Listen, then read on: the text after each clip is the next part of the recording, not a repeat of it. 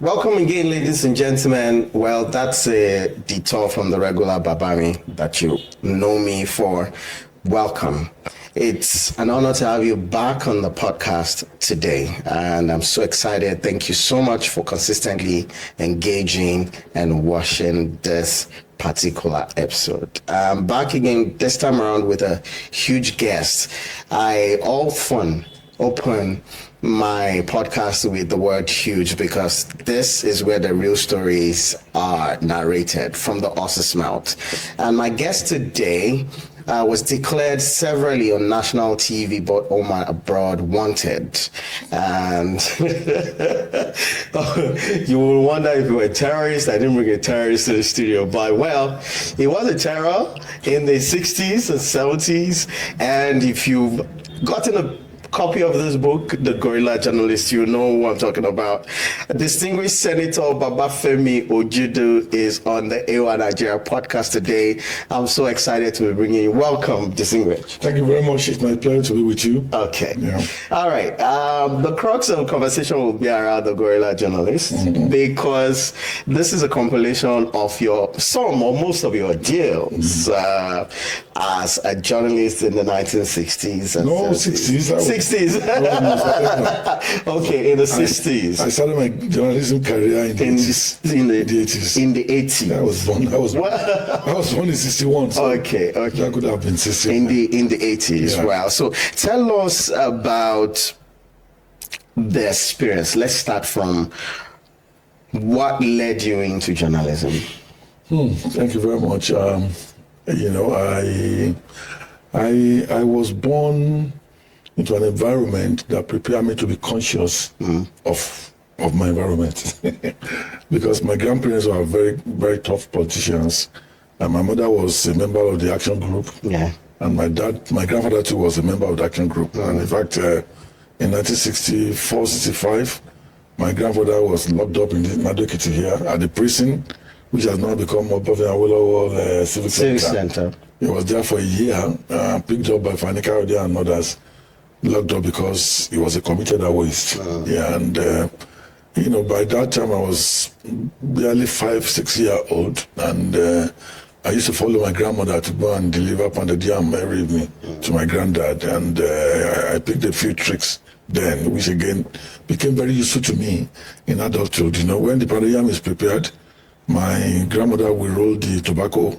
Because my grandfather used to smoke tobacco, split the yam into two. Yeah. He sat in between. And then we walk from Ereguru, passed through Aremu, Okebareke, and navigated, a footpath to the prison. The man will come appearing to us, we deliver the food, and then we wait for him to eat, and then take home the plates and that kind of thing. So he was not a criminal. He was a very successful man in the town here. Yeah? That already prepares me for politics and the consequences of what politics could be. So with that in mind, and my dad happened to be a member of the youth wing of NCNC. Yeah. They are called the Sikhists. They were very radical followers of Sikhs, Nnamdi Azikiwe then. My dad traveled around the country fighting with Shiva Kindeko and a number of the greats of that time. Across the country to protest and to fight the white people for independence. So, and he hardly was in agreement with his parents. The parents believed that every member of the family should, put their till in the Action Group political party. But my dad went for the far left, and sometimes they disagree.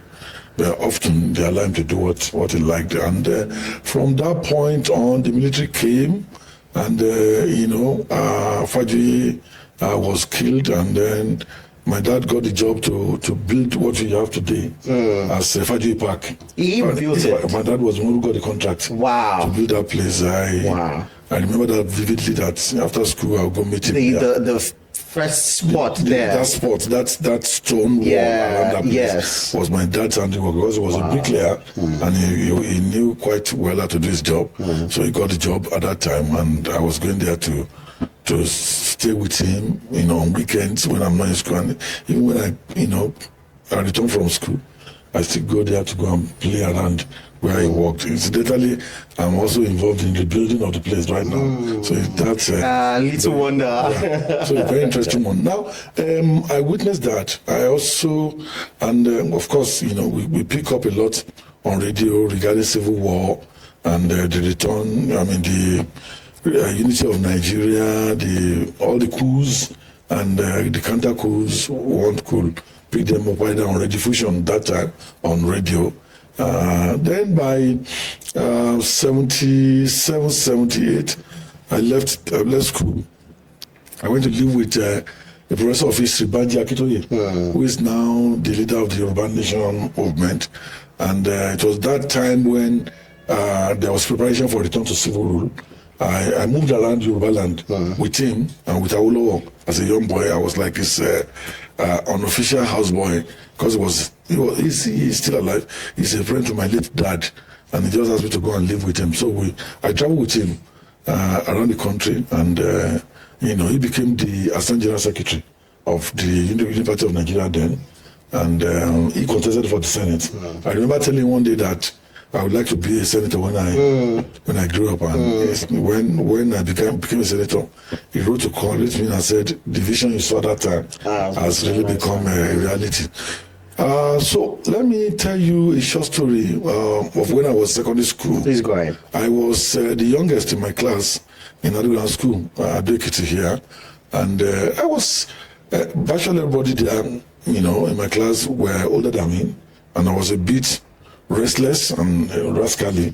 So I picked the shock when the chair is not around, do graffitis on the school board, on the chalkboard, draw the lips and the ears. If the ear is big, I'll draw it. If the mouth is big, I'll draw it. And the bigger ones will pursue me, they will beat me. And so one day, the principal, Chief Adejuwon, sent for me to come and see him. And I went to his office. He then asked me to pull the chair, the visitor's chair, to sit down. And I sat there. He didn't say a word to me. And he continued to do his work. 30 minutes, 1 hour, 2 hours. He didn't say a word. Then after about 3.5 hours sitting before him, he said I should leave and come back the following day. Honestly, I've never been tortured like that in my life. I was wondering, why am I here? Will I be expelled? What is the problem? What have I done wrong? There was no answer. I went back, bring my friends, my classmates. Nobody seemed to understand what was it. So I could hardly sleep that night. So the following morning, after the morning devotion, the cutting of grass, I went there. I said I should sit down again. So this time I was about 1.5 hours, 2 hours. He then, under his desk, he pulled out a box. That was a radio, a piece of radio, yeah, and then a pack of battery, and he gave them to me. And he said, young man, you have so much energy. Wake up every 4 a.m., tune to Voice of America, and that's VOA and BBC, British Broadcasting Corporation. Listen to the news. Write it down in longhand, and then go and paste it on the school board. Here, I told myself, this man wanted to send me away from this school. I love to sleep. I sleep very well. To take this on. So for me, for the first 2 weeks, it was a punishment. It was a chore. But gradually, I began to fall in love with the use of words. I began to fall in love with international affairs. I now knew who the president of America is, the prime minister of Britain, who Indira Gandhi, was, and all of those things. And then my vocabulary began to increase, and then I began to enjoy it. So I then became a regular visitor to the school library, where there are daily papers and all manners of reading materials. Like now, the school library was well stocked. I read quite a lot. Then I got fascinated with journalism. I began to write letters to the editor. So one day I was in school. My dad brought a copy of sketch, where one of the letters I wrote to the editor was published with my name on that. I was over the moon. It was like I've won gold, and I started to show it around the school. I won't try to toast a lady. Using that. Come on. Have you ever had anybody with their name in print? In print, yeah. So I became a little star on the campus, and then I then got introduced to Hadley Chase, James Hadley Chase. Yes. I became an avid reader. Any Hadley Chase that comes out, Mise and Bones and other series like that, of detective novels, romantic novels and all of that. So I will read them, and I had a girlfriend in St. Mary's in the college that time. I will use all the beautiful words there to write letters. Compose a letter to her. Doxology. Yeah, doxology, those kind of things. That was how I fell in love with journalism. I then began to write to India for what is it called now? Talisman. Oh. Yeah, that medicine card that could make you not to read. Yeah. And then you win, you do well in exams. They will send all kinds of books to me. They will ask me to pay. I'll go and look for the money. I started writing to people who send literature books for free. Yeah. Then the communism magazine, then I will write to India. There's a monthly journal of communism. I started receiving books. I started reading them. So that was how I fell in love with journalism. And by the time I finished in the secondary school, I've been able to write full-length articles that I could send out to newspapers. So when I came out, and my dad asked me, hey, what exactly do you want to do? And I told him I want to become a journalist. It was just like, in those days, all you tell your dad you want to become an engineer, doctor, and a lawyer, or teacher. Where if you are, most of us don't even ever thought about becoming lawyers, teachers rather. So I told my dad I wanted to become a journalist. I don't know how people become journalists. So he then took me to Shifa and Shilo.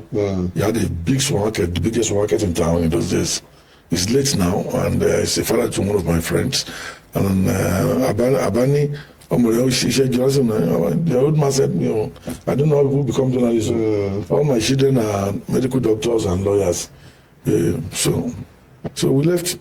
There could be no solution for us on that. And that was before then I was taken to Professor Akitoye, and that also afforded me a lot of opportunities to read. I was there introduced to Reader Digest, National Geographic, West Africa Magazine, Time Magazine, Newsweek Magazine, and all sorts, and about 6 daily papers every day. So I was, buried in all of those things. And when he goes to sleep, he and his wife, I would descend downstairs to his library, filled up with history books, history of West Africa, of Yoruba, and all those. I would read all of them, until I got admitted to the university in 1980. And my dad still wanted me to go and do law, and I went to change the application. You did yourself? So, yes, to English, that will enable me continue on my... And something happened to me. Apart from journalism, the other job I loved to do was to be a soldier. So I was in Lagos. Akitoye had gone to the Senate, and I was in Lagos working when NDA in Kaduna advertised admission. I applied for the form. I got the form. One of the columns in the form is that your king, or the chairman of the local government, will sign. So I now called my dad, said I should send the form over. I sent the form to him, so he could... I kept calling him. One day he told me, the form has been signed though. Rather than sending it to you in Lagos, I've sent it directly to Kaduna. I was happy. I began to wait for admission. Admission didn't come, and it never came. Of course, I went to the university. It wasn't until 1990 when during the Oka coup. After the coup, I came to Ekiti to visit my dad. So we talked and talked. We talked about the coup and all. He then went inside to his bedroom and brought me that form. The form he told you sent. If I'd allow you to go to NDA, then we have been one of the people who have been shot. Because I know your character, you are rebellious. So we laughed over it. And so in Ife, I immediately just joined as section of campus journalist. And I then affiliated to Cobra. Cobra was the most popular student magazine in those days. In fact, Ijagbon had to address a press conference that were subversive. Those of us there, I think they gave him wrong intelligence. Because we were not even talking about government. Yeah. We were talking about who has snatched this girlfriend, which lecturer is befriending which student, all those kind of things. So that was what we were talking about. But not after having been on Cobra for 1 year. I love to pioneer things, I then called a few of my friends. We can do our own thing now. Must we be in Cobra? Then I established a Parrot, and I became the editor-in-chief of Parrot. Yeah. The first story I did on Parrot was when one of our lecturers then, not on campus, hired schoolgirls to go and entertain politicians in Osogbo. Osogbo still rolling well, was being commissioned. MPN was in government, money was rolling, and then they all converged in Osogbo to entertain. I think they contracted him to help them. So he contacted a female club only. They call it La Claire. La Claire in French is, in English means the key. That's the name of the club. So it was members of La Claire that they took to Osogbo to entertain the politicians. And when they were coming back, they brought wads of new Naira notes. Naira notes. So one of the schoolmates, one of the girls who went, was the one who then called me and said, "This is what happened, this is what happened." And I did a beautiful story. Naming the lecturer, naming the guys who went, and then the lecturer then, of course, later became a VC on the campus. They wrote a petition against me, and a committee was set up to try me. But Poshonika was our lecturer then, intervened on my behalf, and that was why I was not suspended or expelled from the university. So, but something funny emerged, which again, foretold what I was going to experience in future. My uncle, Professor Olomola, is from this town. He's very old now. When he got to know that I've been put on trial, called me to his office.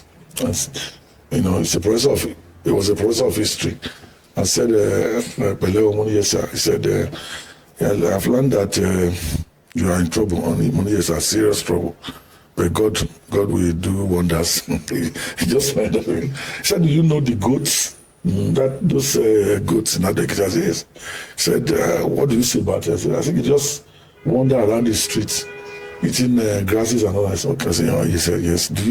Have you ever seen a lion? I said, "Yes. I mean, we have one in the cage in the zoo on campus. They are going to look at the lion." Okay. He said, "You have to choose whichever one. Which of the two you want to be? You either be a goat or a lion. If you're a goat, you'll be free and wander around. If you're a lion, you'll be caged." I said, "Okay, sir." So that way, I'll decide. So when I later was arrested and locked up, I remember then that I didn't choose to be a goat. You chose to be a lion. But a lion. So on campus, I furthered my reading. I read everything that I could lay my hand on. I make sure that I buy at least 2 papers every day. Despite the fact that I didn't have much money, and then read magazines. And I have a couple of friends, Tibe Denedo, Osteonoa, Sam Mashi, who is the chairman of the Federal Board of the Nation now. The Nation, yes. We're all friends, and we move around. We try to write very well. We argue with our lecturers. We debate with them. It was fun then. We even try to copy them the way they write. So then I began to write for the Guardian as a student. I will write. They will publish it on their OPEC page. After about a week of it's being published, I would travel from Ife to Lagos to go and collect 25 naira, my honorarium. Your honorarium for that was good money. And you were at what level in the uni at the time? I was already in year 3. Okay. So and that was what I did from that time till I left. Ife. Got involved in student unionism. sponsored somebody for presidency.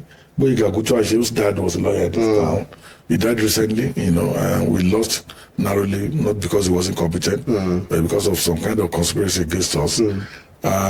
Then once I mobilized students of Ondo State, the Ondo State, to come and protest in Akure. We protested on the budget day when Ajashi was going to read the budget. We were seated at the gallery, and Ajashi came in his white robe, and as soon as they finished singing the national anthem, we just started shouting Aluta, and then the entire place went haywire. The student fled, but because I was about to run for the president of Ondo State Student Union, and I was majorly the organizer of the trip from Ife to Akure. I knew that I had the responsibility to ensure that I got all the students back. Yes. So it was when I was roaming around searching for them that I was picked up. And Dari Bejide, the two of us were arrested and locked up in Akure. And it was Awolowo who sent them. They were about to quit, because the election was coming to Akure to come and enter Nole Prosecuting so that we could be released. Then by then we had hired lawyer Ogutuashi, who's my friend's dad. Yeah. So we were brought to court dirty, and so we were freed. We went back to campus. So I left Ife, continued writing. I also was posted to the publication unit of University of Ibadan, Faculty of Education, where I did a lot of editing of education journal, and also writing for Punch, writing for The Guardian, and all of that. So after it was a week after after I finished my call that I got employed by The Guardian. From The Guardian, then moved to Concord. From Concord, established my own thing. And from my own thing, joined politics till now. Till now. Yes. Okay, so there's so many stories in this book. Yes. The Nadeko Road, your relationship with against the system, how you were arrested, detained, there's so many interesting stories. Yes. I just, because of time, just share one of the most profound experiences that you shared in this. It is going to be difficult for me, actually. I know, because but there are quite a lot. But I will tell you one. I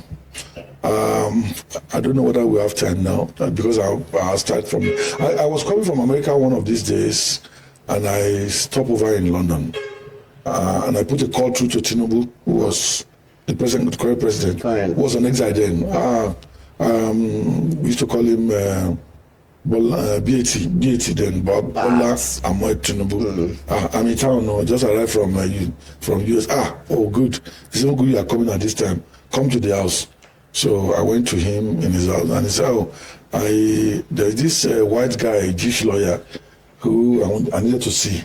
He had promised to give me some information regarding where Abacha stole the money. Was being kept. And I said, oh, great. I went to him. We had a meal. So we then promised the following day we were going to that place. So the following day, I joined him to the Capello in his office, somewhere in central London. So he told us all these stories, how Abacha has stolen money, kept his Swiss banks, the houses he bought in Paris, Washington, London, and everywhere.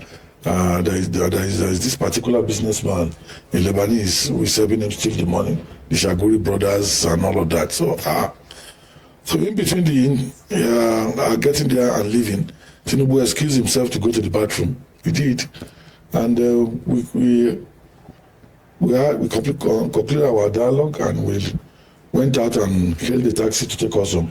While inside the taxi, I told him, how I wish I had been able to put some things down. That so much came out in that encounter. And he said, Femi, don't worry, I recorded everything. So you saw me go to the bathroom. I was trying to change the cassette from side 1 to side 2. And that I didn't want the man to know. And when I got to the toilet, I flushed, so the noise would not let him hear that I've changed him. So I was super excited. So we got home, he ordered for food, we ate. Shortly after, he fell down on the couch and slept. I then removed the tape. The tape. From him. And then I woke him up. I said, BAT Motin Law, I'm leaving. So, okay, just jam the door. So indeed, on my way, I started changing, I could change my ticket, my flight ticket. I accomplished that. I was about to be on my way to the airport when he called. I was saying, me or my tape were crying. You really bossy. You were on it. Allow me. This was the first year. I'm on my way to the airport now. I'm going back to do what? I will publish this story. I need to publish it. Let me die. So I got to Nigeria. I called my colleagues, told them about my findings, and we had people to go and check different aspects of the story. And I ran the story on Shaguri and Abacha. So 2 days after the story was published, I got a call from one Shifologu, who was chairman of mainland local government. He had a big and beautiful house on the way to Oyinbo Market by the left side, almost opposite the railway station there. So he said, Femi, you are in danger. You will die the next 24 hours. I just got a call from Janadiya who said, I must find you and talk to you by all means. What is the problem? He said, the story you wrote on Abacha and Jagori has upset Abacha greatly. Now, each time he take the magazine, he will knock it on his desk and say, this boy called me a thief. He must die. And that he has dispatched some people to go and kill him. At that time, I must have peed my pants. I mean, the president of the military president of the country. Most dreaded man. Yeah. At that time, was after you. Even dreaded by the man he succeeded, Babangida. Yeah. So I said, what do I do? So I said, just run out of the country tonight. So I went home, drove down home. I told my wife. My wife started crying. I said, no, don't cry. I took a nylon bag, my toothbrush, my toothpaste, and one of two dresses. I put it in the nylon bag. Walked to the bus stop. From the bus stop, got a ride to Ota, from Ota to the police station on the way to Semeboda, and then took a bike off. I go to Cotonou. I got to Cotonou late. I didn't want to go to any hotel. It wasn't long before then that Moshifa was kidnapped from his hotel in Cotonou. So I sat on a bench, wooden bench in the park till morning time. By morning time, I joined the vehicle going to Aflao. Aflao is Ghana. No, not Ghana. Aflao is Togo. Yes. So at Aflao, I took a ride to Ghana, Accra. So I was in Accra, Ghana, and I started making calls to my colleagues. And just remember that week there is a conference of journalists coming up in Kenya, and I called my colleagues in America and told them I've just escaped from Nigeria, and that I had been invited earlier, but I rejected it because at that time I could not travel out of Nigeria, at least through the airport. So I said, I'm in Ghana now, I could make that trip. And so I called the president of Ghana Journalists Association, who was my friend, and he came to meet me in the hotel, and they all listened to what has happened in Nigeria, what was happening then, and wished me goodbye to Kenya. I got to Kenya, they provided me a platform to talk about Nigeria and the situations in the country. I knew then that Nigerian embassy officials were there to listen in and all of that. And I kept hitting at them to that. I know you are here. I'll take your records very well. Record me in Bishaba, whatever I was doing. After my speech that day in the night, 3 of my colleagues from US, white guys, came to see me in my hotel room to say, look, Femi, with all you have said, if you go back to Nigeria, they will kill you. That I should be ready to follow them they provide a ticket, follow them to America. I told myself, no, I'm not, I didn't come to buoy on exile. 2 of my colleagues, Dakolon Yomi Bayo Nonuga, who is now special advisor on media, were already on exile in America. Kule Ajibade was already in jail. And I said, if I leave, then the business will collapse. I was the only one there on ground. So I said I will return. They pitied me very well. And so when the conference was over, I took a flight back to Accra.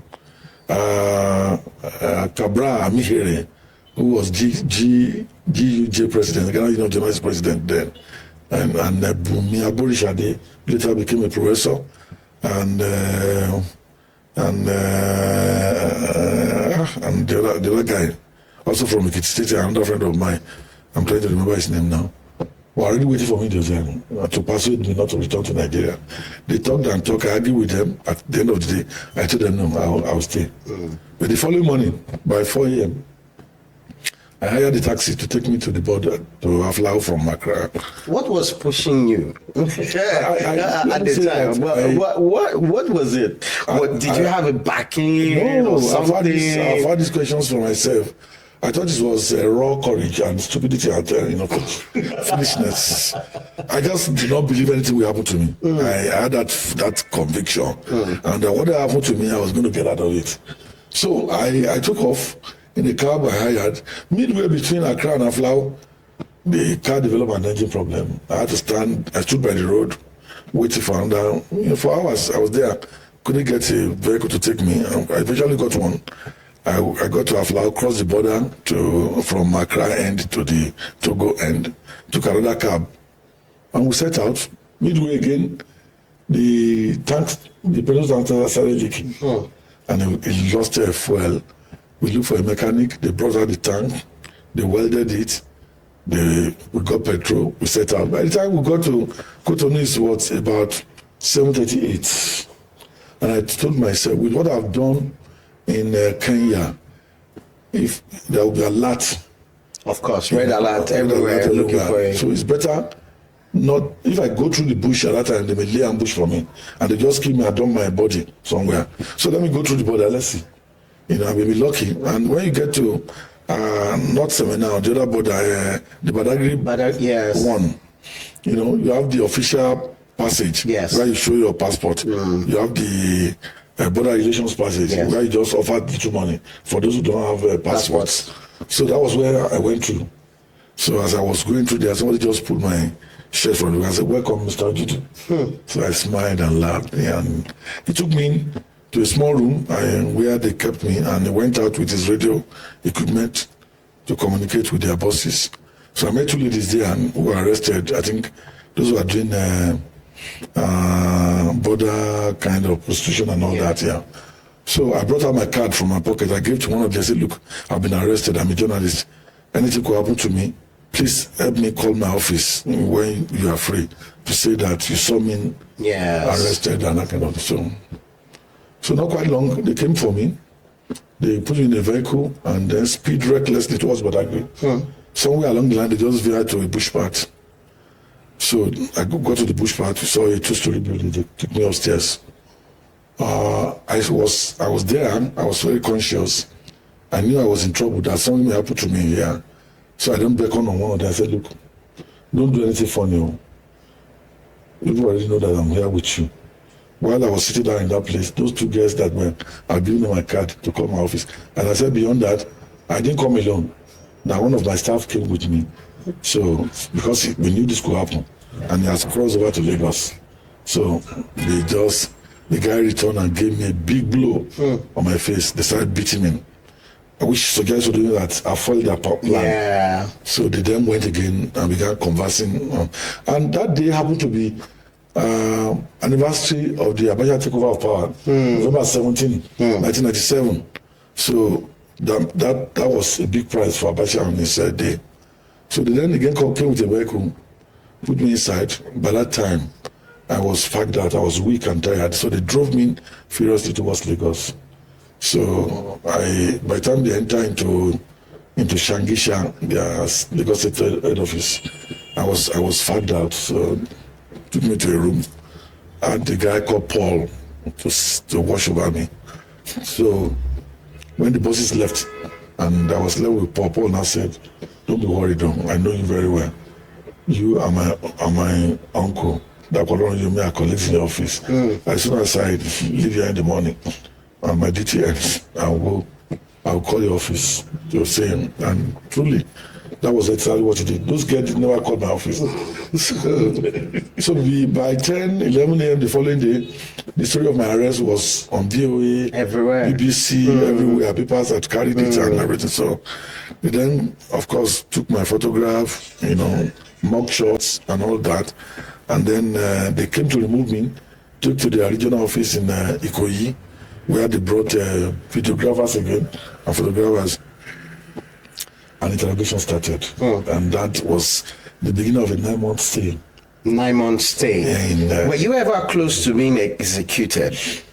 Well, the closest I was the Badagry experience. I guess if I didn't have my wit, at the time, you didn't make those moves. They would have killed me. I think at that point they were going to, because they were so angry when I let them know that people are aware that you are there. You have been arrested. Yes, I would have been killed. I guess I would have been killed. Okay, so quickly, let me ask. You seem to have championed a lot of moves. Yes. Let's come back to Ekiti. And in your championing of a lot of moves, there are stories around the role you played with governorship candidacy for Governor Sheguni and the first administration of Governor Dr.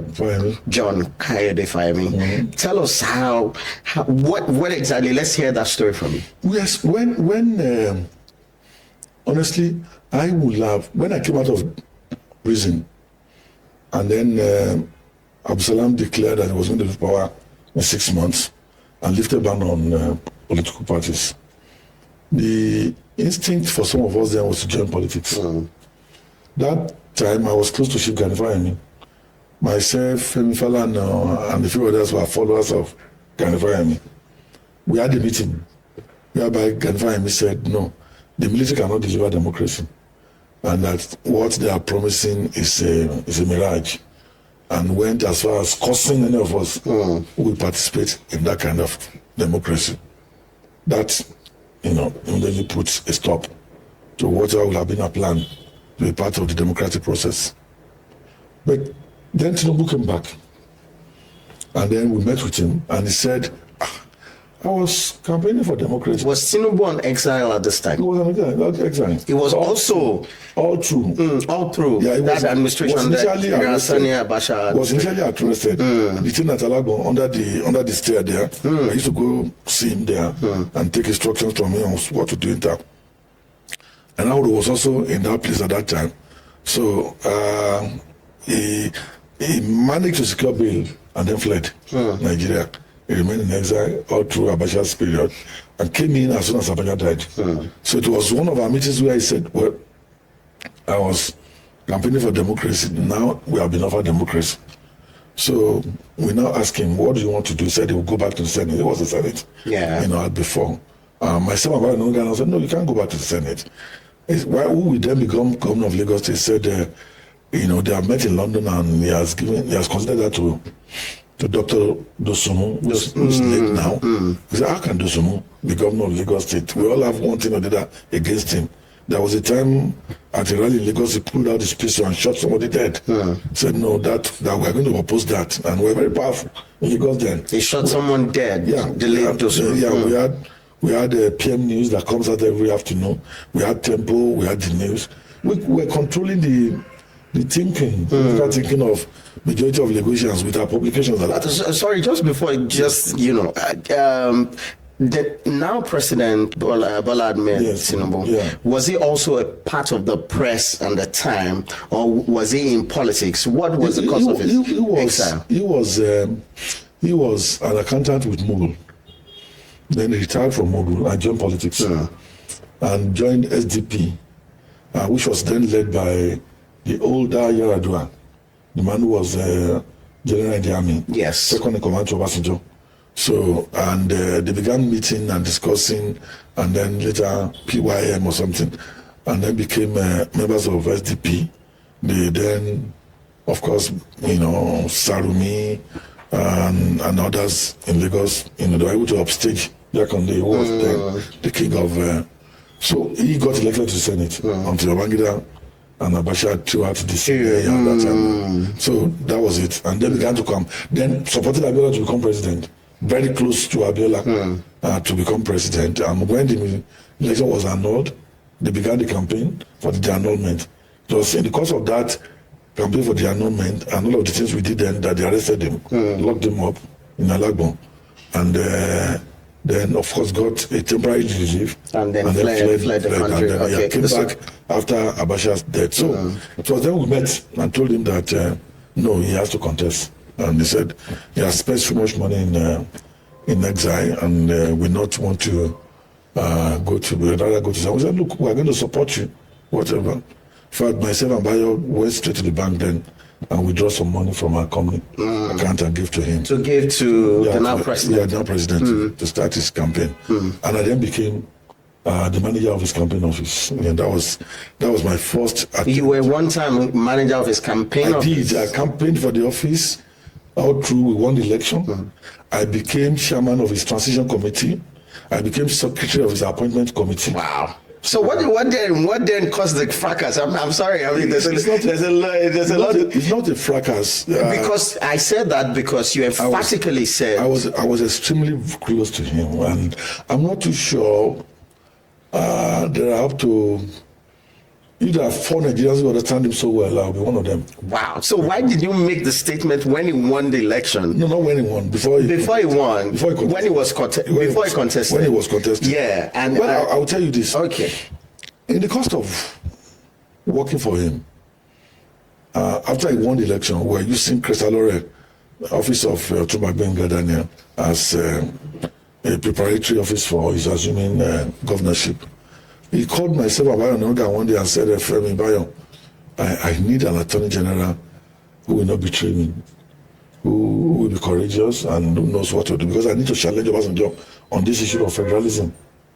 And then we told him that we have a friend who is a professor in law and had been advisor to Bola, the then Attorney General to Babangida, Prince Bola Ajibola is late now, and that we can vouch for him. And he said, okay, go and call him. So I went in search of Oshibajo, the former vice president. So he came. Himself, myself, Bayo Nonuga, Bola Tinubu, we started talking about federalism. After this he just did thumb up on it, and that was how he became appointed as Attorney General. Commissioner for Justice. So even in Aregbesola today, I and Bayo were responsible for his appointment as Commissioner for Works. Because in Lagos State. Because he had penciled down architect Tarikoka, an elite person. Tarikoka could wear bow tie to bed. I'm very, very elitist. Yeah. And we got to a meeting one day, and I said, look, I showed you. No, nothing. It was not Shivaji then. BAT. Tarikoka, as Commissioner of Works, will not be able to relate with the grassroots, and it is under that grassroots thing that you could help a lot of people. And you need somebody who has said, who is that person? He said, this is our guy now who meets with us every time. Rauf Aregbesola. And then Rauf Aregbesola used to wear Ankara. And the short trousers. Yes. He was a Marxist. So in fact, most of the time when we were in the meeting, when he talks, people start laughing because he was already propounding Marxist ideas. And most of the people with us at those meetings were elite boys. The guy who's coming, Minister for Finance now, the governor of Central Bank, and a few others, they were capitalists and they could not see reason with. And it's also at about the time when Marxism became unpopular, the unraveling of Soviet Union and all those places there. So, said, I bet no, read out more. You no longer at the campaign. Go and find him for me. That was how we got Rauf to come back, and Rauf became Commissioner for Works. For Works in Lagos. I can tell you the first contract that emanated from his office was given to me, to supply granites to patch roads at that time. So, we were that close. We were very, very close. We organized the inauguration, gave me 25 million then to organize inauguration. And I was able to get a lot of services for free. I brought a band from South Africa for free. I got banks to buy table at inauguration. But why are you not working with him now that he's president? Okay, let me tell you. I went to the Senate. I left the Senate. I was frustrated with my life as senator because the kind of thing I saw there, I could not. I can't wait for it. That's another conversation. So I told myself I was not a contestant. I was not going back to the Senate. So I then said, what do? I want to leave the country. I want to go to Kenya to go and live and farm there. So I was in Kenya making preparatory efforts, and I then came back one weekend to Ekiti here. And I arrived there on a Thursday, I think on a Friday, I got a call from the first lady now, Mrs. Tinubu. Distinguished, where are you? I said, I'm in Ayo-Akande. What are you doing there? I said, I came in from Kenya and I'm trying to do some family things. Please, your brother is coming to Ogun State and coming to Oshite tomorrow to attend the inauguration of the Oni of Ife. And I said, tomorrow? He said, yes, that he's going to land in the government house in Oshogbo and it will be good for you if you are coming in. I said, well, I didn't plan that before, but since you have mentioned it, I'll go to Oshogbo and go and wait for him. So I went to Oshogbo. He landed, we entered into the bus and drove to Ife. It was very rowdy thing and that kind of that. And right there on the stage already was Oshibaju. As soon as he sighted me, he kept beckoning at me. I went to say, where have you been? We have been looking for you. The president has appointed you as special advisor.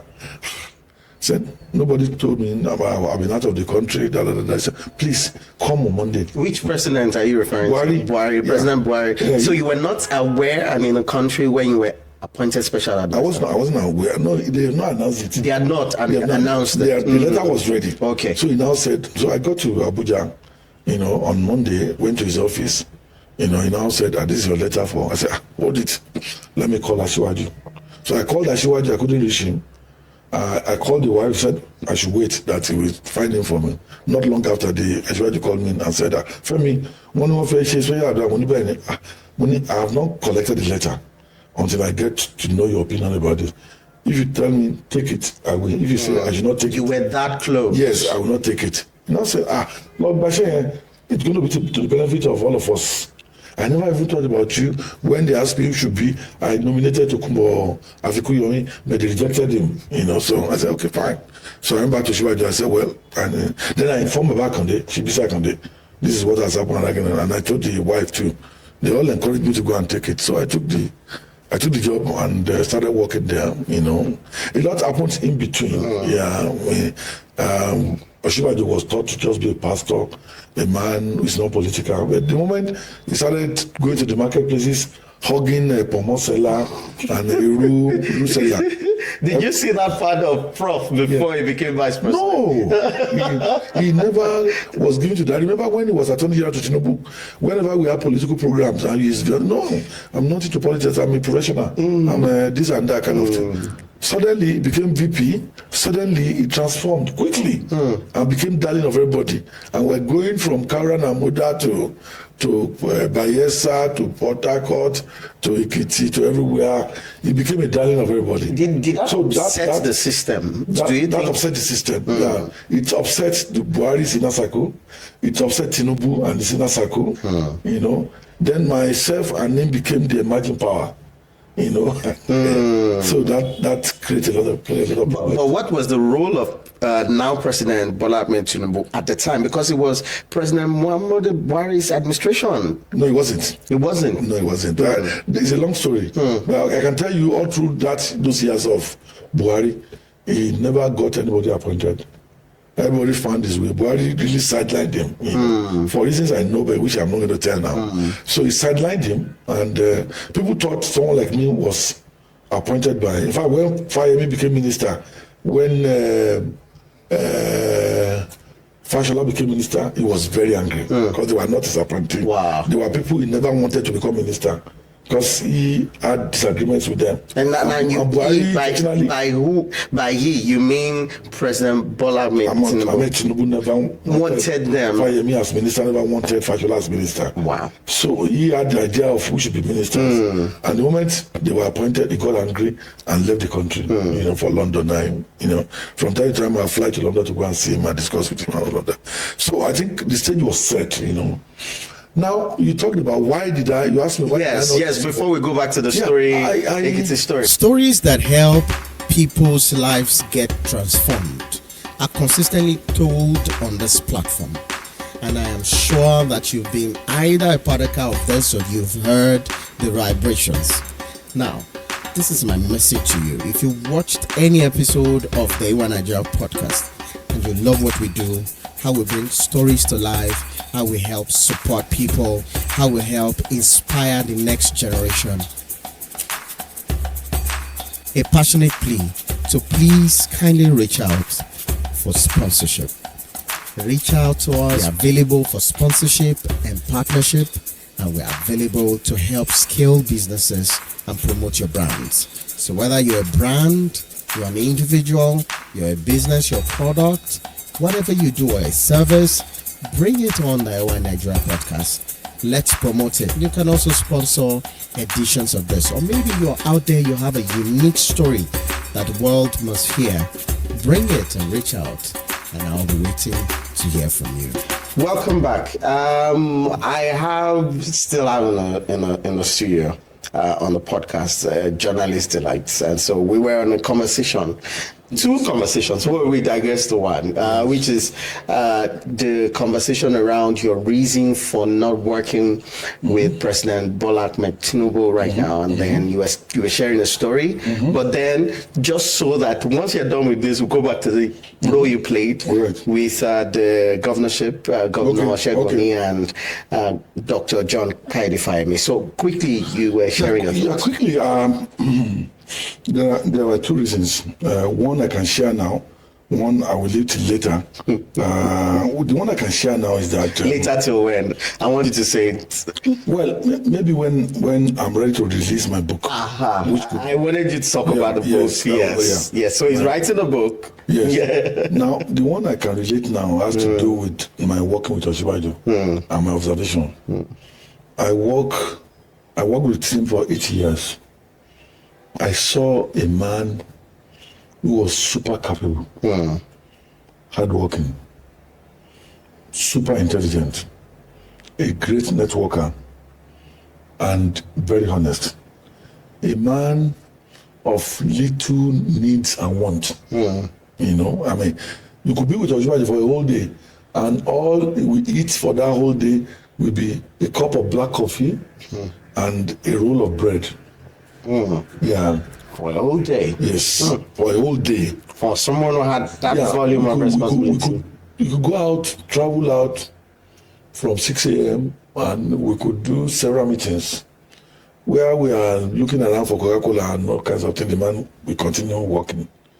He's so capable that you don't need to, he won't ask you to draft a speech for him. You go to an event, sit down, watch everybody there, write on his iPad, he will draft a speech. And by the time he steps on the podium to deliver that speech, you who works for him or his advisor, you just be dancing in that kind of thing. For me, and I kept telling these people this, I saw a reincarnation of Awolowo. There is nothing he does not know something about. Humorous, you know, he has his fingers on what is happening on the street, and he has his hand in every bit of religious activities. He's comfortable among anybody from anywhere. If somebody comes from the World Bank in America, come from United Nations, wherever, Oshibaju will be marching word for word. And he's very patriotic. He's incorruptible. So when I saw that, you know, and then made up his mind that I was going to run. And for me, any day, any time, Nigeria is first in my reckoning. Nigeria is first. So regardless of your relationship with... If my father comes and says he's running, and I see that he's not competent, I will say, I can't support you. I once dished my dad in 1993 when he left UPN from NPN, you know, to go and join Ombolio. And I told my dad, you have made the wrong decision. I was just a university student, and we didn't talk for months. And he joined NPN. They came after the debate to set our house on fire. And you know, you're my dad, but I have my own opinion, and that runs in our family. I told you, my grandparents were UPN, no IG Action Group. Yes. My dad was Ekiti movement. Yes. And similarly, I'm here. I did support Tinubu. I'm not going to him. I'm not doing anything with him. My daughter is working with him right now. When my daughter was appointed, people thought I would correct with my dad. She's an adult with my daughter. She's an adult. Let her go and do whatever she wishes, and that has not affected our relationship. So we are fiercely independent. So when, you know, the other thing are things I know the other things I think that have happened, which, like I said, I don't want to mention now. No. Some sensitive, some I don't want his enemy to use against him. So, but the other thing was just that I found somebody very competent. Look, I've reported Nigeria as a journalist for 30 years. I was a senator. I saw the legislative arm inside out. 8 years as special advisor to the president. I saw the villa inside out. I saw executive inside out. I knew what is wrong with the country. I knew what is militating against development and progress. And I have an idea of who can solve the problem. And I saw Shibaju. So it was on this premise. Largely.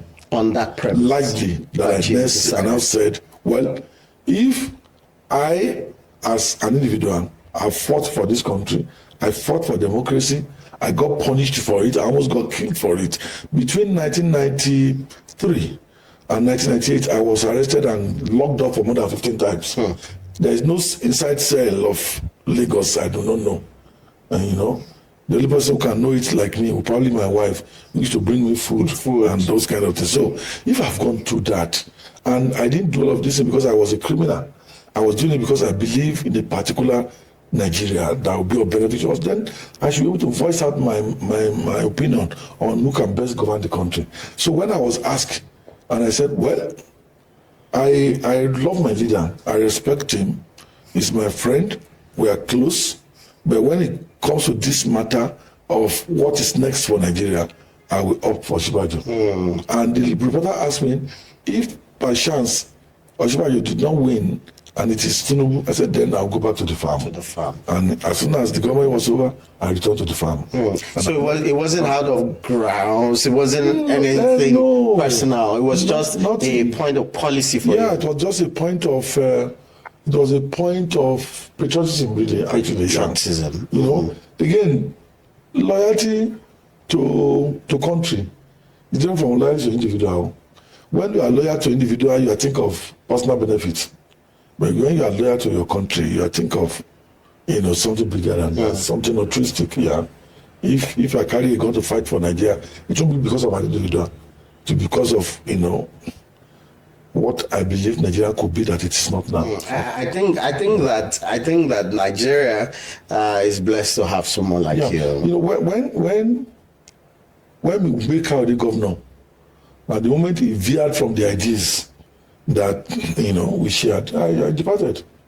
I mean, if I played along, I probably will have about 10 houses in this town. He veered from the ideas. Yes. Can we talk about the ideas? No.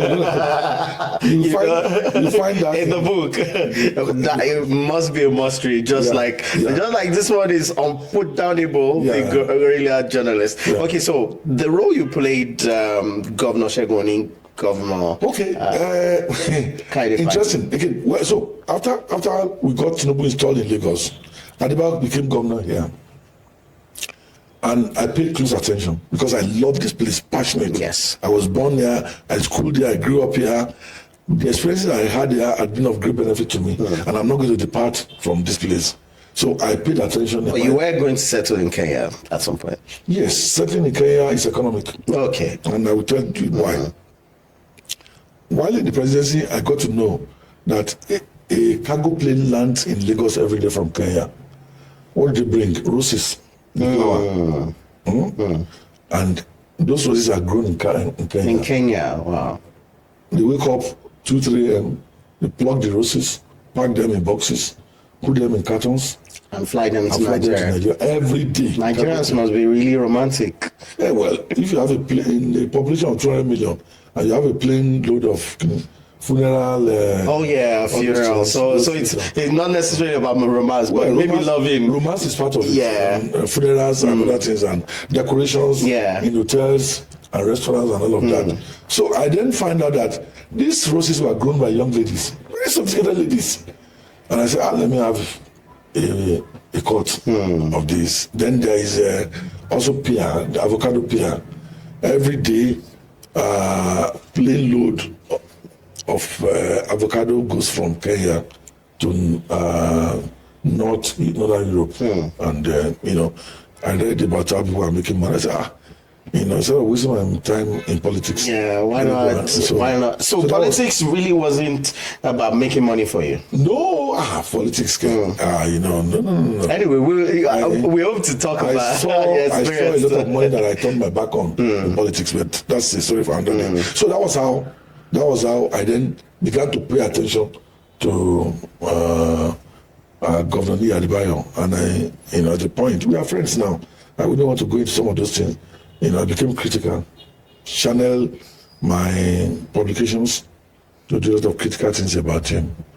And we fought, we disagreed. In fact, to the point where when my alma mater was 50, they honored their achievers, and I was one of them.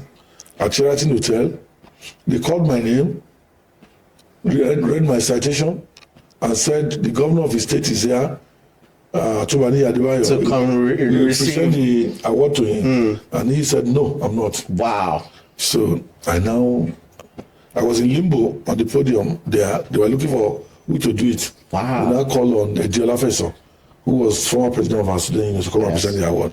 So I took the award to the high table to present to him and shake his hand. He then and he got up in anger. I said, I'm leaving. Wow. So right there and then, I put a call through to Tinubu that look at what our friend did to me today.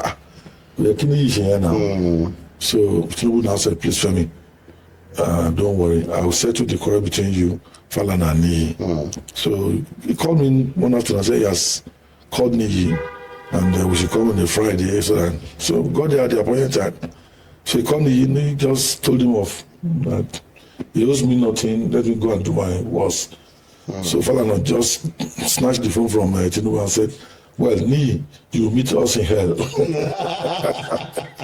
And that was how we began the movement to stop him from the second term, which we succeeded at doing.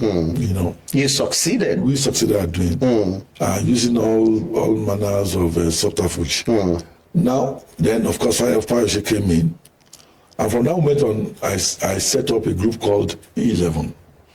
Professionals. You set it up? I set it up. You set up E11? I set up E11. I was chairman, inaugural chairman of E11. We used to meet in my house every Sunday evening. My wife would pound jam and all of that. Our first meeting in my house were 11. That was what we called it, 11. Oh, yeah. That's what kept the name to to commemorate the setting up, and then we then began to expand and all of that. So as I came in, we did Ekiti Day. I'm not Ekiti Day at the stadium. I brought in a big canopy from Lagos, invited Bolaji Aluko from America, then paid his way to come and address us, and Fayose came. Fayose, in his garrulous arrogance, I was waiting for that one. Picked the microphone and said, well, it's good that you are coming home now. I hope it's just about culture, not about politics. This is about politics. I'm going to deal with all of you. I said, look at this small boy. So, and that moment, we returned to Lagos and I told them, there is a problem. This guy, we are not careful, will kill all of us. So not long after, we started moving around from town to town, monthly meetings, around Ekiti and all of that. And I was chairman and the major voice, started criticizing Fayose, all these shenanigans and all of that. So till today, if I see him, I go to him and shake him. He's always nervous. So I then started movement against him. After the death of Bola, I vouched in the church that we're going to revenge. That for this Fayose, you are gone as governor, I will remove you. So that was how I started the move to remove him. I got all these lawmakers, took them to Lagos, paid them what I could pay them, and then got them to support the bid to. So you were instrumental to I did everything. The ousting of. I did everything. Governor. I did everything. I'm trying to build a link. With support of Chief Abebala, with support of former Minister Mabala Burishade, with the support of Adeyanju, with the support of all my colleagues who are members of 11 then. Led by you. Yeah, led by me. In fact, the wife of the President Oluyi, Toyin Adekai, followed me everywhere. I took them to Lagos, they locked them up. I collected them from EFCC, took them to Lut, where I kept them for some days. When Fawajini, they were there, I moved them from there to Akodo in Lagos. On this journey at Akodo, I was spending 2 million naira on a daily basis on the accommodation and feeding. I had the money and everything there. Wow. I went to Lekki, I sold 2 plots of land for 36 million. That land is worth 500 million naira today for a plot. I sold for 36 million and prosecuted and did all that things to do that. I got the professionals to contribute money. You know, from Akodo, I moved them to La Campagne Tropicana. From La Campagne Tropicana, I moved them to one dingy hotel in Ikorodu. From Ikorodu, we moved to Akure. Just avoiding arrest. So yeah, evading arrest. Evading and planning and plotting, getting everything. Yeah. You know, when I was looking for maize, I could not get Lagos State to give me a maize. I sent to Benin, so somebody go and carve a maize overnight. They met me at Ibara Odoni. Oh, okay. You know, where they delivered to me in a sack that I brought to Ayo-Akande. You know, it's a long story that I will tell. So we got him removed. Obasanjo supported us to remove him, but he said we must not remove Jimmy, deputy. And he said he will only allow us to remove Oshe if I can commit to not removing Jimmy, if I can commit to not presenting any candidate for governor after the 3 months, you know. So that the tenure would finish. The tenure of the temporary acting governor, yes. I considered all of that, but I knew that at that time leaving Jimmy behind was not taking Fayose out. So he asked me to go and sign a paper, and not only me. He said all the civil liberty organizations in Ekiti, all the political parties will not contest against PDP candidates. I got all of them to sign. I brought them to Akure to one hotel in the Ijapo Estate. They signed for me. I drove to Ayo-Akande, you know, first of all stopping Ibadan to show the agreement to Babafemi, and then from there to Ayo-Akande to get it signed. How did you galvanize this much support within the time, including the president? A lot of people assisted. It was, again, God that one could have said did that. So I got all of that down. And on the eve of the impeachment, the president somehow got to know that I was not going to abide by that agreement. And then withdrew all the security from us. I was naked in Akure, in the hotel where I was. And for me, I think quickly, I find solution easily. And I look at what do I do? I called Mr. Ayo-Akande, go and buy me a SIM card. It was not the time they used to register SIM card. I put a SIM card in that new SIM card in my phone. I sent a text to Fayose and said, Mr. Governor, how are you? I'm one of the boys that used to give money in the villa when you visit as governor. Now, you are sent soldiers to go and take you out. You know, your life is very important. See what you can do to avoid being killed. He started calling. I didn't pick. Then he sent a text. Who are you? Who are you? I replied. I said, no, in the next 2 minutes, I won't use this phone again. I'm just doing this for you because you're a good man. Take care of yourself. Whatever you think you can do, they're on their way to Ekiti now. Less than 2 hours after, I got a call that they put him in the boot of the car and drove him out. So that's where the story came from. Whoa! Drove him out, and as they were driving him out, this thing was getting to me, and I then knew that I can drive with the legislators to Ayo-Akande with little or no resistance, and that was how in the morning we drove in, went to the House of Assembly, under 30 minutes. Did impeachment, and I took off. So he left, or he escaped? If I had stayed till that morning, would have failed. But courage deserted him. Because of what I did.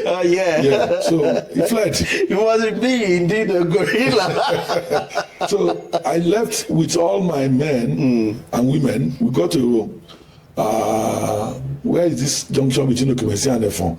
What is it called now? Okemesi and Efon. That junction where they eat on the jam and yes. Itawure. Itawure. Got to Itawure. We stopped to eat, and the guys were asking me, so is that all? They think that probably we should also take over power. I said, well, we've done what we have to do. We sent away this killer.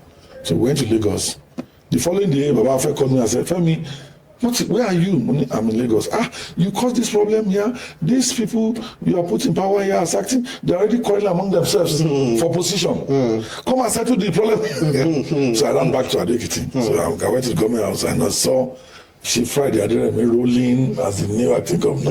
The position had overwhelmed every member of the House of Assembly want to have executive position. For finance, SSG, and all that. And they were quarreling among themselves. And I told them, you have not consolidated power. Just as I was talking to them, Olujimi came in with policemen from Abuja, giving to Abba Obasanjo to declare herself as governor, as acting governor. Somebody that. So I told her, I said, well, the way out of this, go and turn all the water in the office of the deputy governor, go and turn it and flood that office so that you could enter there. Cut off the light to the place, then get me in people who could bring in granites and then pile of granites on the road. Whoa. That was what I was planning with them. When I got a call from a friend of mine in the army, he said, Femi, where are you? I said, I'm in Ayo-Akande. Where in Ayo-Akande governor's house? What are you doing there? He said, I'm sorting out the problems that we are facing here with the new government. I said, Femi, in a short while, Obasanjo is going to declare emergency. Leave that place. So I kept that to myself. It was time for lunch.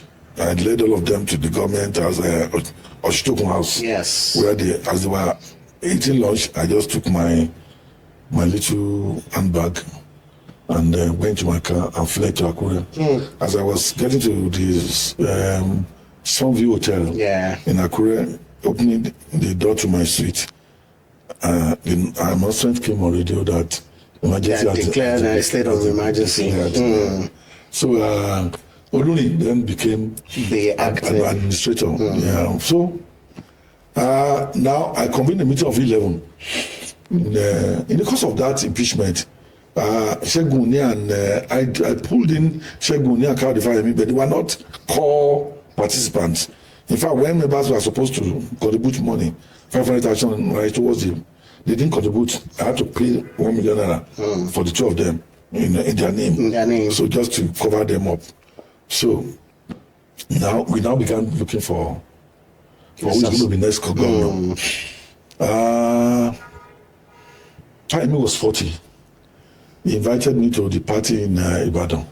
I got there, they shoved the microphone in my hand and said I should make a speech. And I said, well, I'm here.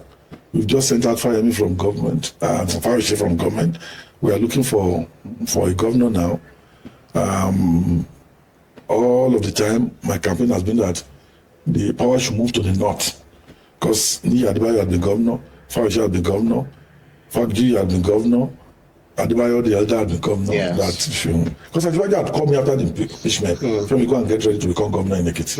And I said it would be unfair. But that time, you had that slot, but you didn't take it. Before that time, one of my strategies to get Farishe out was to say, if we succeeded, power will go to the north. Because if I had not done that, most of the guys who are working with me in A-level were not they would have thought, Femi didn't want to become governor. That's why he's doing it. And finally, Farishe will find accommodation with them and won't succeed. By virtue of my saying, let us zone power to the north, they stood with me 100%. So, and I didn't want to betray that. So I now said at that meditation, I said, well, Fayemi, I've seen that you are going from Sierra Leone to Liberia, settling quarrels and all that thing. Why don't you come back home and let's set this state aright? You did that casually at his 40 years. Casually. It's written in BC Fayemi's book. You go and read it. So that day I returned to Lagos with my wife. 10 p.m. BC called me and said, my brother, I'm going to call in to son. She was serious about it. Why not? If he's interested, why not? Let him come. Following morning, around 11 a.m., Fayemi was in my office in Lagos. I said, thank you for yesterday, this and that. I heard what you say. I'm interested. And I said, well, it's not for me to decide. Tinubu is our leader. We have to go to him. He took off right there. I called Tinubu in Bodilon. We went to him. So I said, well, I brought to see you, you guys work together in exile. He's interested. this is what I did yesterday. Oh, so it wasn't as though there was no relationship before. They knew each other. Oh, very well. They knew each other. They may have had reservations about each other. So I said, this is him. I said, Femi, is this what you want? He asked me 3 times. Which, if it were now, I would have been able to see the connotation in that. Yes, is this what you want? Say, is this what you want? I say, yes. Is this what you want? I say, okay. So I left there. Then I said, okay, let's stop at Femi Falana's chambers in the Kejajiari. We stopped there. Femi Bao, this is Dr. Fayemi. He's going to be our next governor in Ekiti. He said, that's a good idea. We talked around it and we left. So go back to my office. He said he was hungry. I ordered for food for him. He ate and left. 10 minutes after he left, a call came in from Falana. Hello, Femi. I said, I couldn't hear. I said, yes. I said, okay, shut it low. Only Femi, what you put your hand to today, you are going to regret it for the rest of your life. Why? Said, why? Femi, only show Mokwe. I was the lawyer to fire me, to Kubafiku, Mini Keranson Kuti. When they were stealing leaders in Unilag, the Fayemi betrayed all of them. I didn't take him seriously then because Femi had earlier contested for governor under NCP and lost woefully. He wanted to come to AD. He prevented him from coming in. And that was also part of the reason why we fought in the. So he ran a very poor campaign under NCP, So he probably would. I thought he was thinking that if we are going to have this opportunity, keep it long, not fine. That was why I didn't take his advice. And I said, well, I'm in it. And that was how we started. So now Oni was in PDP. And one of the philosophies of Ilem was that either way, an Ilem person must be governor. Because was Dr. Kaide Fayemi part of the E11 at the time? That's what I told you. Yeah, that you tangentially part. Oh, okay. He didn't even pay the money. The money required. Okay. But I had to pay for him. So Fayemi now started campaigning. Oni was also in ADC. AD had become ADC at that time. Or AC. ACN at that time. So the party was almost divided into two, with Adebayo supporting Fayemi, Olumilo supporting Oni. I now had a meeting with Oni. I said, look, no, don't let us divide ourselves within one party. You go to a PDP. Let's take the ticket of PDP. He will take the ticket of ACN. And then either of you, whoever wins. And I know that the man in Abuja will force a PDP candidate. So if he succeeded in forcing, then it will be Oni. So that was how I got Oni to go to reluctantly. So Engineer Segun has always been pro APC. No, pro PDP. No, pro. APC. Yes. He actually do not have some love for Obasanjo for reasons best known to him. So I asked him to shift to that place. So he shifted. And the campaign, began in earnest. I remember when he was to pick up his form in the zonal office in Abeokuta, he had no money. He then called me and I said, okay, fine. Send Bumi Ojo and one other Amodu, not the one in APC now. Yes. There is a younger brother, there is a cousin of his, a banker, who I joined politics then. They came to me in my office and I gave them a check. I think it's about 1 million or something. Then, they got to Abeokuta. They said my signature was irregular.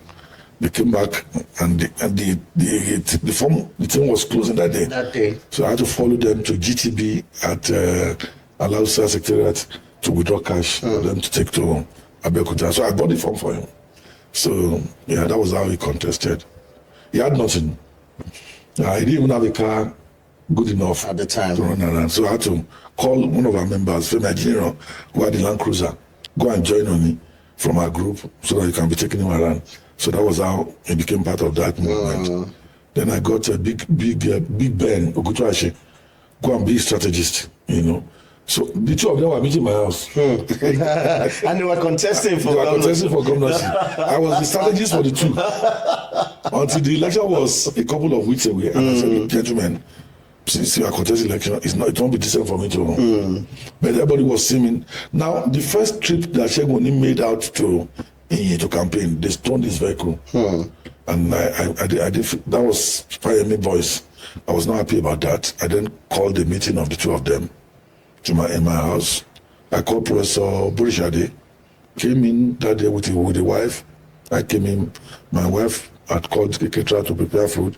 I got an Ekiti band to, we called it Unity Party. So we were there 1 hour, 2 hours, Shegoni didn't come. Professor Burishade did not pick his call because Professor Burishade, by the way, Burishade was PDP. But it was, again, like a godfather to 11 because of by virtue of my own participation. Yes. He loved me so much. So, if you don't come to this place today, consider me out of your camp.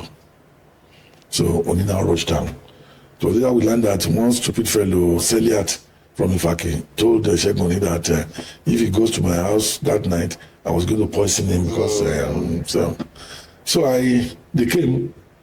I talked to them, people talked to them. We had a good photograph. I held the hand of the two of them. We are for peace. Any of you wins, Ekiti has won, 11 has won, and all of that. So the trajectory of peace politically for Ekiti didn't start today. Yeah, it didn't start today. So we tried to do that, but it never stopped. Because, again, I went to Burishade and I said, sir, don't support anybody.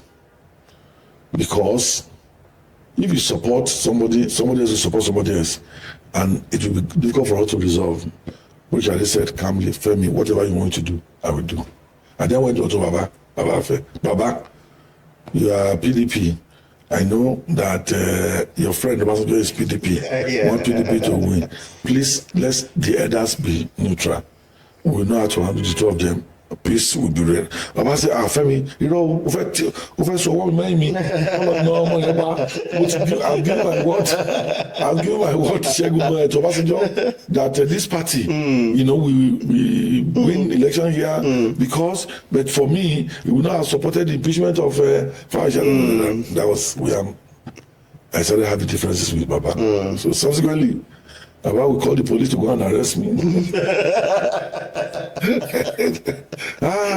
So even at that, even in politics, the persecution didn't stop. It didn't stop. So that was it. So we went to election and, by the time Baba came from Ibadan, began to spend heavily, called for organizers today, market women, they will queue in his house, you give them money and all of that. I said, if this is the case, then I'm going to take a side. I swing finally to find him inside. And then I now said, the fight was tough. It was brutal. It was deadly until we won in court to do a rerun. Yeah. We went back to the tribunal and finally the court judge. So I see the game here. I mean, it's a lot of history anyway. If you watch to this point, it means that you're probably interested in the journey of Nigeria and Ekiti State itself.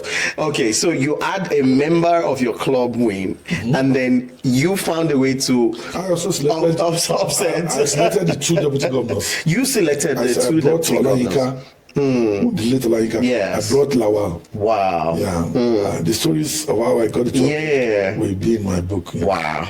Interesting. Well, as much as I want this to continue on and on, there's still so many, things I want to find out. But of course, because of the volume and the time, I've had you sitting here for too long, I think. Very quickly, let's talk about this one is on a lighter note, Ekiti. Before we ended up with your current, okay, so let's do this. Do you still have that much stake in the government? No, right now. Certainly not. Certainly not. I after some time, I reflected on it. I put so much financially, physically, emotionally into the Ekiti project. And I got tired. And at what point did you get tired? I got tired when Fayemi was governor. First term, second term? First time. First time. I saw a lot of things. I saw betrayal. I saw things that shook me to the foundation of my person. And I became disgruntled. And you don't want to talk about it now. No. In your book. I became so disgruntled, and I said, to hell.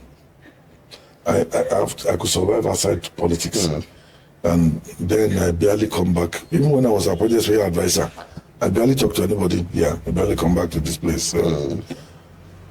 I never even showed up to campaign for Ibanji. I never voted. When the election came, I bought my ticket. I flew to Rwanda. I traveled from Kigali to 3 hours outside Kigali to Lake Kivu.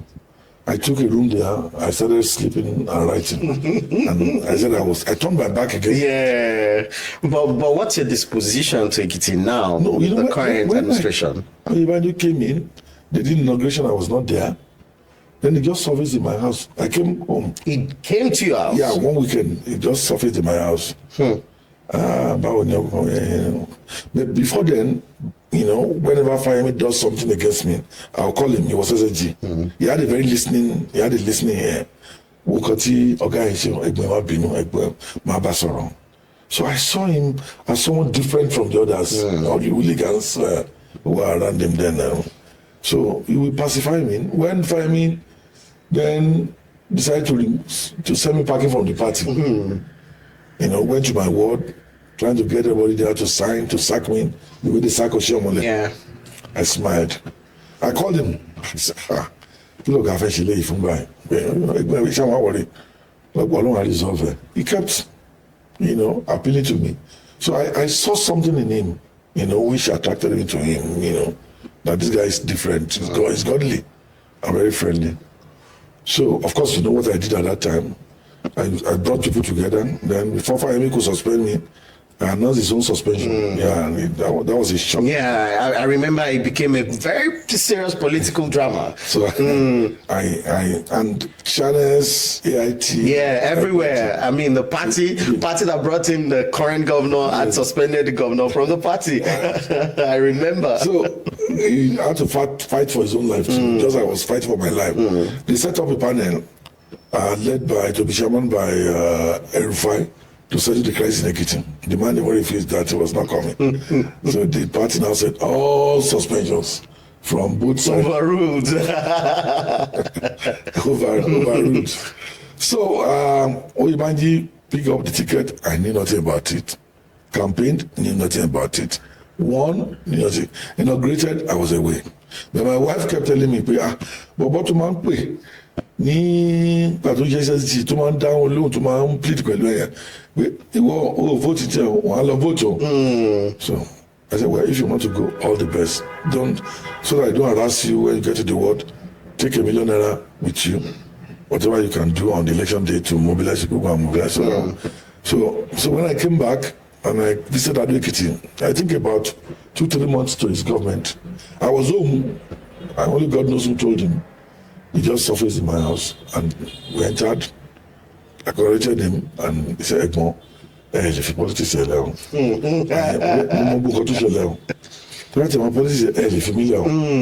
need you, and that was how our relationship started. Wow. Yeah, I see how you've also been very active. I had to ask about your involvement in that administration because now you're very central to it. Partnership with the government right now. No. Because someone who gave your property to the First Lady in partnership with the WOW project. Yes. Let me say what he did to me, and I will be eternally grateful to him.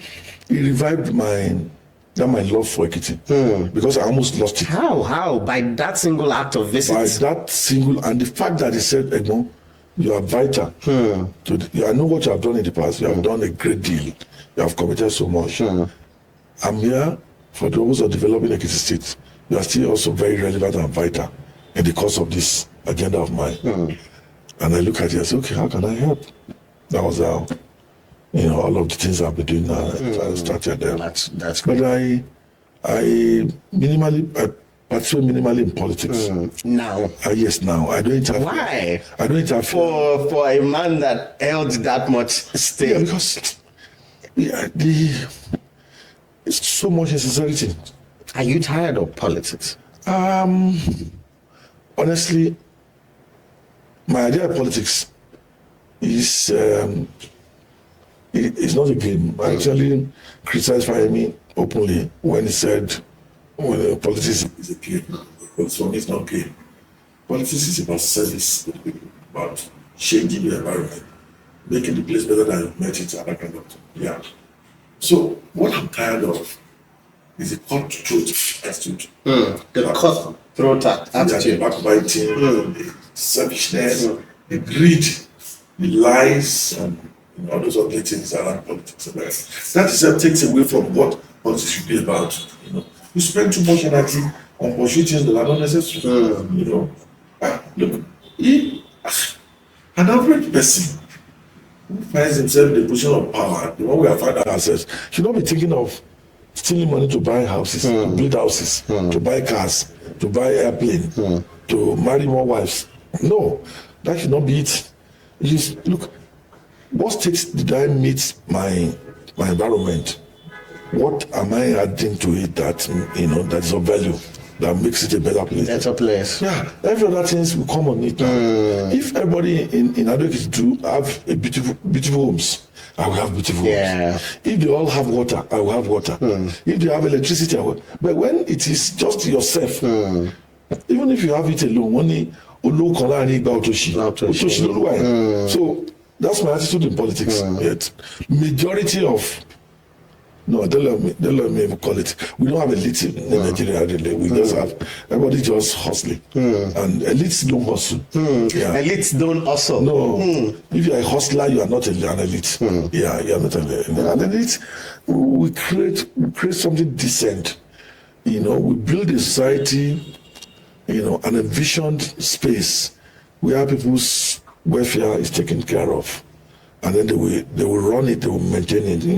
You go to Norway, you go to Netherlands and other European countries, Nordic countries, and you see the kind of society they are built.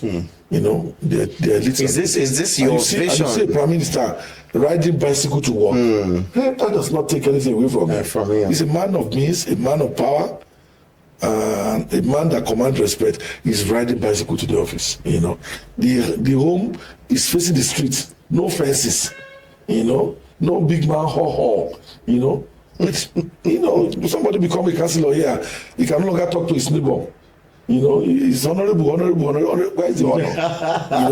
But one would say that you were fully as a senator. Yes. In the midst of this for 4 years. Yes. Again, that was said. I kept ridiculing them, from Senate President down, all through the 4 years. I kept speaking against them and ridiculing. I said, look, you guys are just here for your selfish things. You are not building schools. You are not building homes. You are not building great hospitals and equipping them. You are solving problems at micro level. Somebody's house is blown off. Somebody's house's roof is blown off. You send money. Somebody is dying. You send money for burial. Somebody cannot. That will not solve any problem. But in the 4 years, did you do this? I kept criticizing from within. In fact, I then went on to say that, look, part of our problem is that we don't even know those we want to vote for. I moved the bill to make it compulsory for all presidential aspirants, governorship aspirants, senator, House of Assembly to hold debates. But that didn't see the light of day. Straight away. I came with a bill to reform our civil service, which again, I could see as part of the problem we have. They killed it. Yeah. All of those touched on their interests. And whatever touched on their interests, they were going to kill. So that's it. So, and I told myself, I have one life to live. By March, I will be 65. If I keep running around town, I want to contest because I want to make money. At the end of the day, I won't leave any legacy. Meanwhile, I'd work as a journalist for 30 years, where that's legacy. But let me just, again, see if I can help mold tomorrow. That's why I came into mentorship. Building so your current legacy, your model legacy now, having built one in journalism, is now mentorship. Yeah, mentorship. I've touched the life of several young people. I know, by the way, I'm a testament. Yeah, so, I've had you several times. I can tell you, there was a time about 65 young men and women came to my house. They called themselves creatives. I spoke to them. As soon as they left, I came up with the idea of setting up a cooperative, so that if you have, we contribute money every month. I'm the largest contributor, 200,000 monthly. Some are doing 10,000, 5,000, 2,000, so that when somebody wants to do something and needs money, will come and take loan. Then I then picked 10 of them that I found very resourceful. I formed them into a company. I registered the company for them. I trained them. They are doing well. They are making some money. Great. So, in my house every month, as we on the authors meet, we talk, we debate, we read books, and I have a Ekiti book club. Yes. I do love that. Several young people come to me every day seeking one assistance, and I'm loving it. And I have an environment. Not to speak about your environment, your artistic. I have an environment where I can study, I can read, I can write, and people are now developing the habit of coming to do their birthdays in my house. A beautiful place, by the way. Okay, and you do that for free. For free. For free. Give it out for free. But I'm You're thinking now. People are not coming in to steal. Unfortunately. Wow. Unfortunately, and my security is being compromised. Wow. So yesterday, all night I was thinking, should I throw away this idea? Should I hold on to it? Should I modify it? Whoa. So, that's the kind of problem you find in this. Wow. Yeah. Wow. So that abuse is almost closing the gate against people who are honest. But I was just discussing with my wife this morning, and we're trying to find a balance. Because the security man there was not quite vigilant. A lot of things have gotten missing. Wow. So that's okay. Okay, so just let me be clear about the. It's been for me more rewarding, perhaps as rewarding as my days in journalism. But the 4 years I spent in the Senate has been the 4 years of my life. 4 years is the worst, because the worst. I almost suffered depression because of what I saw in the Senate. The 4 years that you spent in the Senate was the worst 4 years of your life. I would never like to repeat it again. I would never like to repeat it again. Sometimes I get home, I'll cry. So if someone, a young person like myself, came to you and said, I'm interested in running for Senate, I will ask you, why are you doing so? If you are going to look for money, go. You have no conscience, go and look for money. If you say you want to go for service, there's no service in the Senate. There's no. When you see them, it's all about money. Money. Well, your assessment of the current administration, I've done that over and over. I told you how. Yes, and what he has done, I got involved with him. How I think the central philosophical drive of the government is inclusiveness. They are followed with the idea of peace, that there must be peace in the state. And if you have peace in an environment, that engenders development. True. But for the peace that reigns in Ekiti State now, I would have been in my house in Abuja or in my house in Lagos. I don't even want to go to Abuja anymore. Neither do I want to go. In fact, I had to demolish my house in Lagos some months ago, pull it down. Big house, mansion, pull it down. And I want to develop it into commercial property. Because I find joy here. I find happiness. I find peace of mind. And that's largely because of the government created that ambience. Friends come from Lagos to visit me.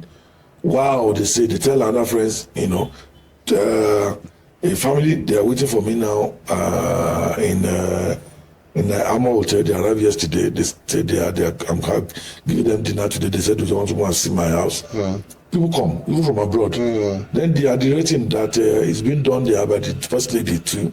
The property I donated for that purpose. In 1 year, they've trained 1,000 women. Women? Yes, and I built that place in memory of my mom to train women. When I was in the Senate and I was trying to train people, they thought that they were just coming to share part of the money I was stolen. So they will come in, we train them, give them money to go or buy equipment for them. Secondly, the equipment will be in the market, they will sell it.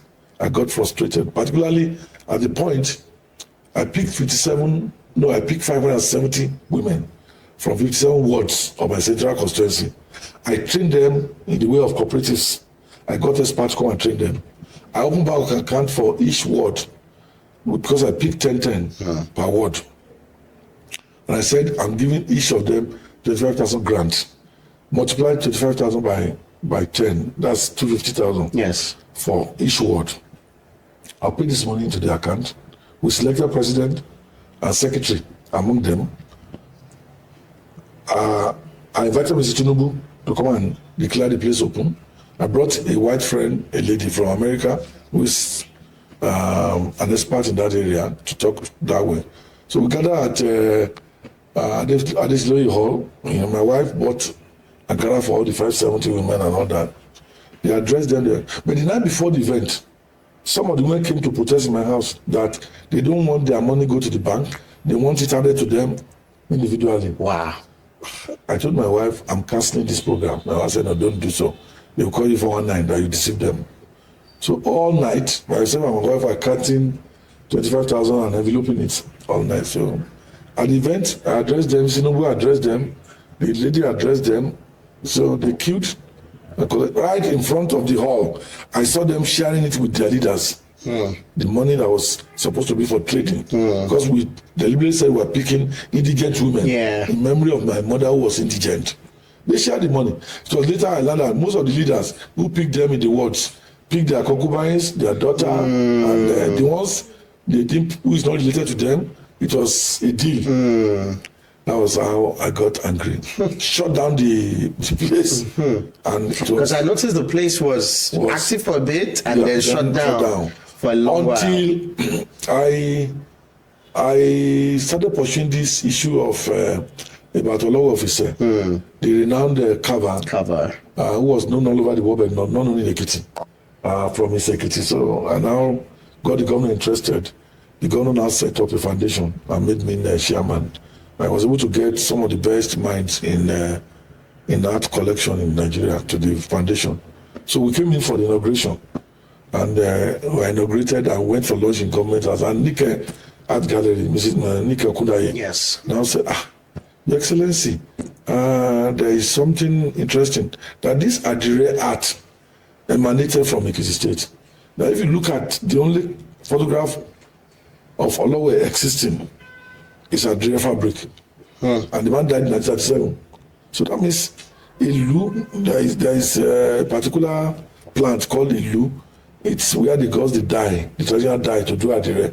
Said it was native of Ekiti, but we've lost it now. He said, can't you revive this thing here?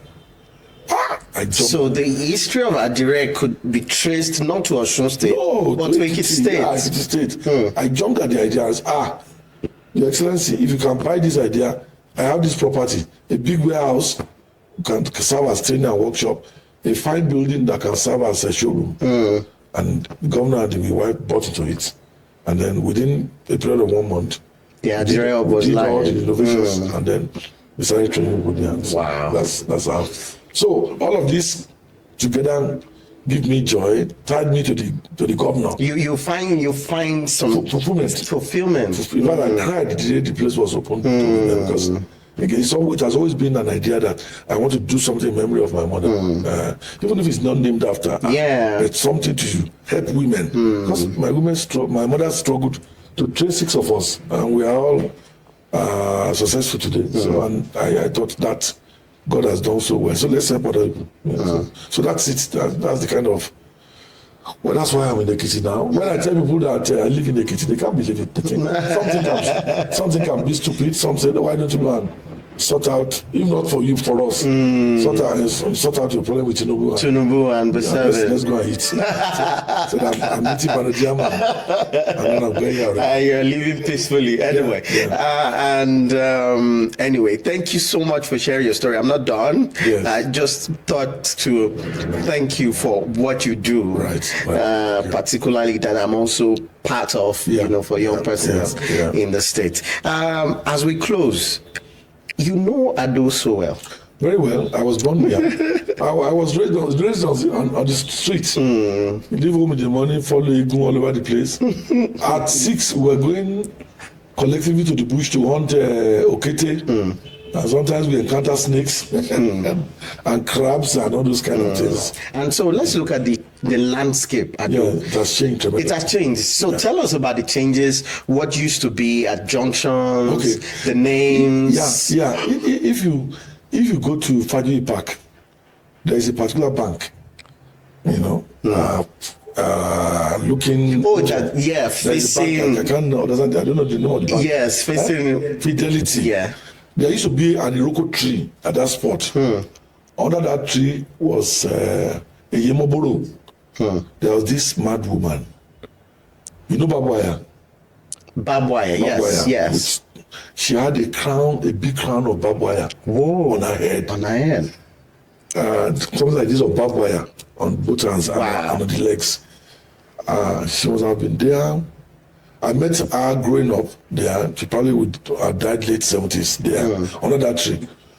And it's not called Fajuyi Park at that time. It's called Ekiti Oligbo. Yeah, Ekiti Oligbo. And when the yam comes in anew, that's where you go to. You see these yams, still looking white, not yet fully matured. And that's where you get. Because at that time, my grandfather was one of the biggest yam grower in Ekiti. So his yam always come out first. So that's where we used to take it to sell. So there was then later Fajuyi Park got there, and then gradually they started building the high court, and then the bank and everything, and then that was the Bashiri area. Bashiri was forest. Was forest. I think Bashiri was the name of perhaps somebody who first lived in that part. And then this your GRA was Bualapara. It was dreaded. Nobody goes there. You know why? Why? If you are killed by thunder, that's where you are taken to. And you are not buried.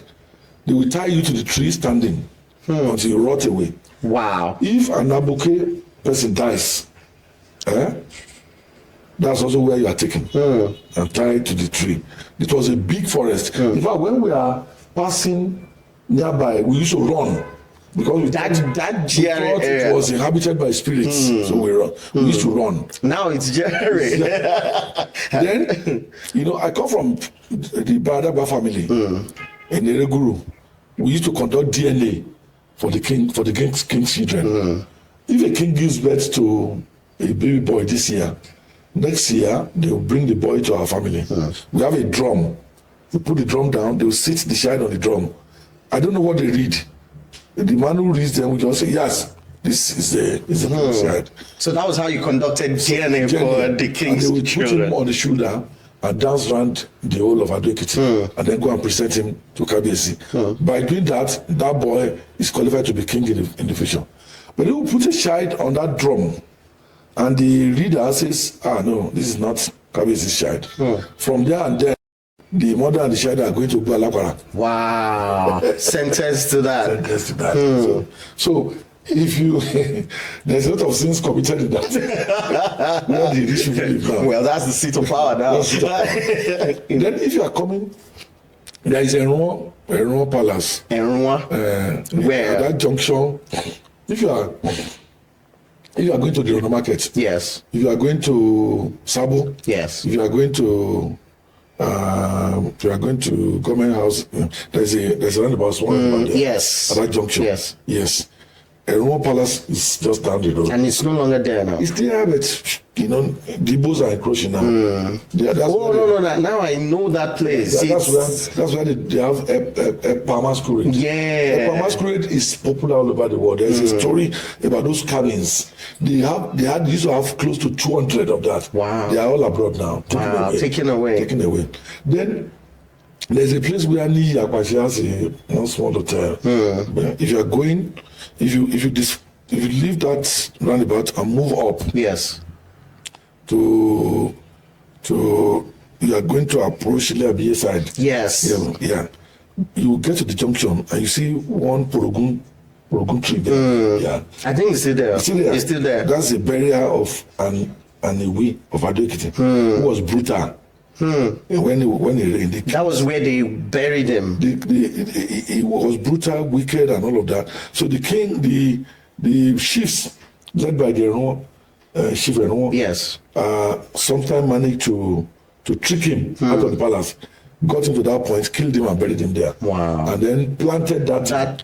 So you can see that it's never caught. Yes. I think they have built something around it. It's part of the history of this town. You find Mogundegbe, you find all kinds of funny names that people are no longer know. No longer know.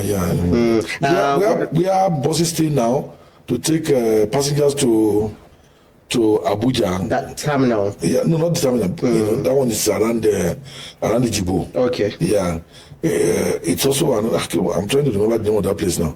That's also another location where the first set of jams are sold. Yeah, in those things. What about the civic center pavilion? That's a prison. Honestly, and that again is one of the things I do not like about Fayemi. You know, when you are an educated person, there are things that you're supposed to know. That prison ought not to have been demolished. Why? Why not? It will have been a tourist attraction. Should have been kept, even though moved. It will have been, look, Robben Island, where Mandela was jailed, though they do not put anybody there anymore, is preserved. If you know the billions they made from, there's no way if you are visiting South Africa for the first time, you want to go and visit Robben Island. You know where Mandela used to sleep, where this happened, where that happened. Every story you read in Mandela's autobiography, you want it replayed in that place. So a tourism center. I told you, my grandmother spent 1 year in that place. I would have loved to bring my grandchildren to come and see. Now they just demolish it and then built this rubbish there called the civic center. Honestly, it's very painful because again, it will have made silly money. Yeah, facing the Faji Park. Yeah, that will have been tourism. And all over. You go to Mexico, go to Colombia, go to Argentina, go to wherever. Germany, France, you find similar things that were used in the 15th century, where people were hanged, where kings were hanged. They will keep the instruments there. Even now, Lagos is trying to rebuild Badagry as a slave camp.